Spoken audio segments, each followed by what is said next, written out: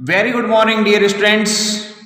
English grammar topic subject verb agreement for class 9th and 10th. Myself पीकाराम Siyag, Adarsh Vidya मंदिर secondary school Sanchore Jalore.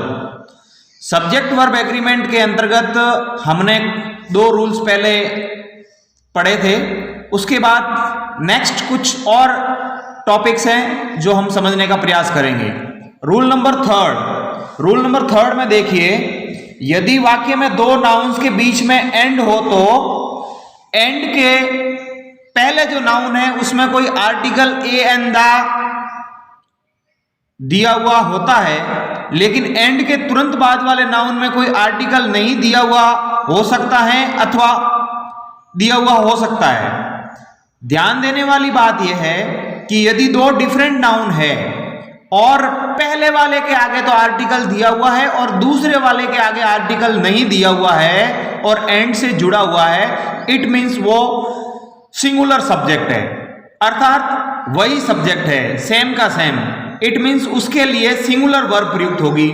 और यदि दोनों different noun के बीच में अलग अलग आर्टिकल दिए हुए हैं तो वो प्लूरल हो जाएगा. तो इस बात को आप ध्यान से समझने का प्रयास करेंगे. जैसे कि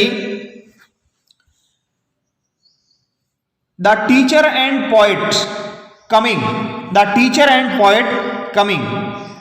एंड के पहले द टीचर हैं लेकिन एंड के बाद पोएट हैं, इसके पहले कोई आर्टिकल नहीं. और सेकंड वाला देखें, the teacher and the poet, दोनों के आगे ही आर्टिकल है, इसके आगे भी आर्टिकल है और इसके आगे भी आर्टिकल है. कमिंग, एंड के बाद द पोएट है, आर्टिकल दिया है. यदि एंड के बाद आर्टिकल नहीं हो तो सिंगुलर वर्ब का प्रयोग करेंगे.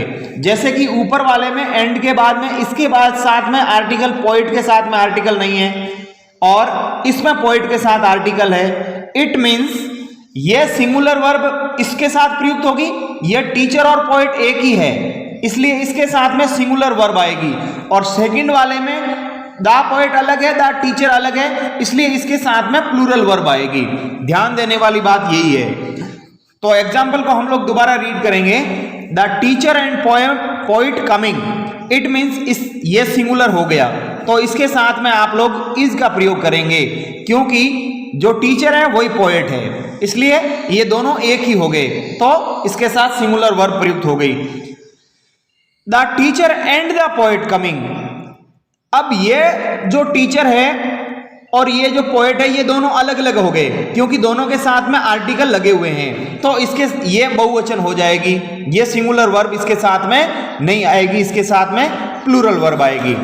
नेक्स्ट, यदि दो अथवा दो से अधिक आर्टिकल हो तो, अथवा दो से अधिक वस्तुएं अथवा व्यक्ति हो तो प्लूरल आएगा. जैसे कि एग्जाम्पल को समझने का प्रयास करें.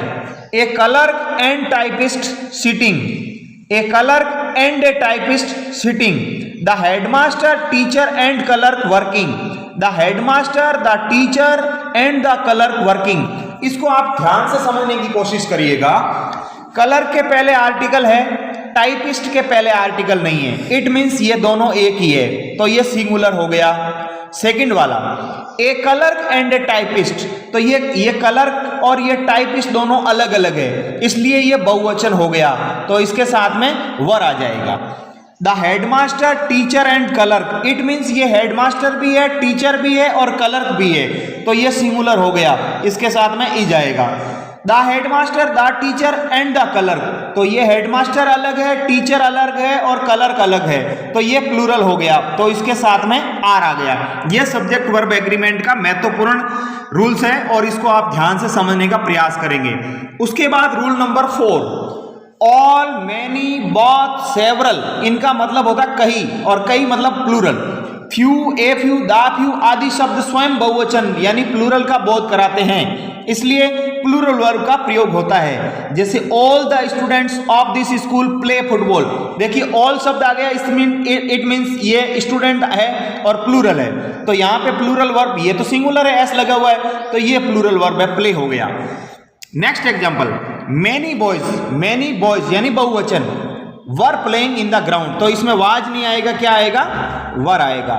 साथ साथ में सॉल्व भी कर लेते हैं.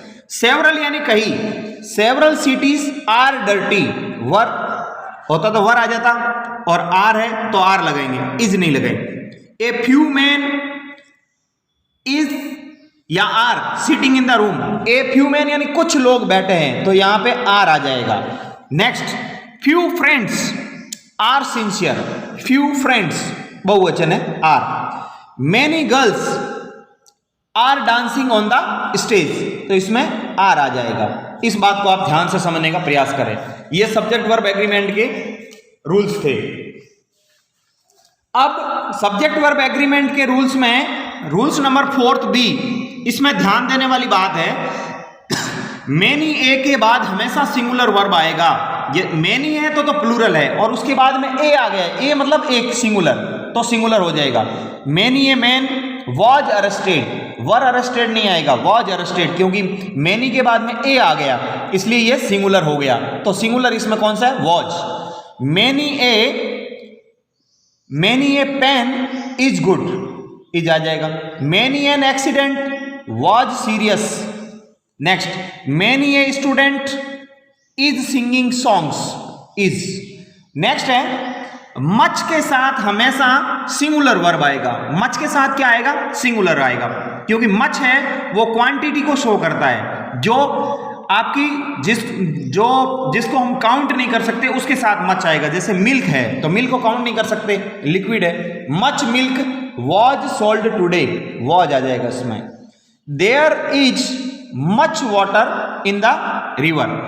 नेक्स्ट है, much noise is being made, is आ जाएगा।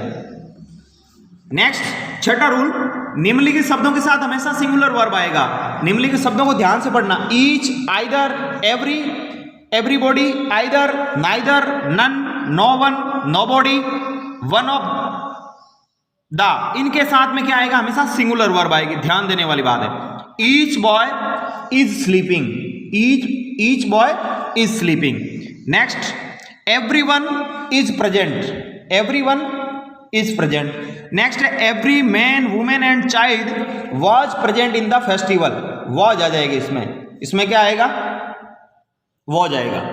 Next, every student was honest, क्या आ जाएगा? इसमें भी was आ जाएगा। Each man and each woman was singing। Next, ध्यान दो, each man तथा ईच वुमेन के बीच में यद्यपि एंड है, किंतु ईच बंधन डालता है कि सिंगुलर वर्ब वाज आएगा। बीच में एंड होने से आप यूं मत समझ लेना कि ये प्लूरल है, ये सिंगुलर ही होगा। जैसे each boy and each girl of this school has passed the examination, इसमें हैव नहीं आएगा, एंड लगते ही आप इसको बहुवचन नहीं मान ले। ये शब्द देखे ईच, इट मीन्स ये सिंगुलर है, एंड से आप इसको प्लूरल नहीं मान सकते। Next, either of his two sons is in service, इसमें इज आएगा। आइदर का अर्थ ही दोनों में से एक होता है। ध्यान दो, यद्यपि टू सन्स है लेकिन आइदर बंधन डालता है कि सिंगुलर वर्ब इज ही आएगा। नेक्स्ट है, neither of the boys was dishonest, was. No one was happy in the shop. Next है, नोबॉडी हैज सीन गॉड।